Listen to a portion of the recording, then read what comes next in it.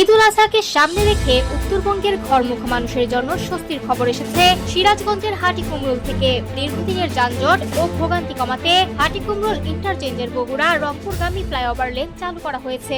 রোববার সকালে এই লেনটি আনুষ্ঠানিকভাবে খুলে দেওয়া হয়। স্থানীয় চালক ও যাত্রীদের মধ্যে এ নিয়ে দেখা গেছে স্বস্তি ও আশাবাদ। উত্তরবঙ্গের প্রবেশদ্বার হিসেবে পরিচিত হাটিকুমরুল গোলচত্বর দিয়ে প্রতিদিন গড়ে 20 থেকে 22 হাজার যানবাহন চলাচল করে, কিন্তু ঈদের মৌসুমে এই সংখ্যা বেড়ে দাঁড়ায় প্রায় 50,000-এ। ফলে প্রতি বছরই এখানে সৃষ্টি হয় তীব্র যানজট, দুর্ভোগ আর দীর্ঘ অপেক্ষা। নতুন চালু হওয়া লেনের কারণে এখন উত্তরবঙ্গমুখী যানবাহনের একটি বড় অংশ আলাদা পথে চলতে পারবে। এতে চাপ কমবে মূল সড়কে, আর যাত্রা হবে তুলনামূলক দ্রুত ও স্বস্তিদায়ক। ঢাকা থেকে রংপুরগামী বাস চালক শফিকুল ইসলাম বলেন, ঈদের আগে এই লেন চালু হওয়ায় যাত্রা অনেকটাই সহজ হবে, যানজট কমে সময়ও বাঁচবে। অন্যদিকে যাত্রীরা জানিয়েছেন, আগে হাটিকুমরুল মোড় মানে ছিল দীর্ঘ অপেক্ষার নাম। এবার সেই দুর্ভোগ অনেকটাই কমে আসবে বলে তারা আশা করছেন। গরুবাহী ট্রাক চালক ও অন্যান্য মালবাহী যানবাহনের চালকরাও এই উদ্যোগকে স্বাগত জানিয়েছেন। তারা বলছেন, ঈদে পশুবাহী গাড়ির চাপ বাড়লেও নতুন লেন যান চলাচলকে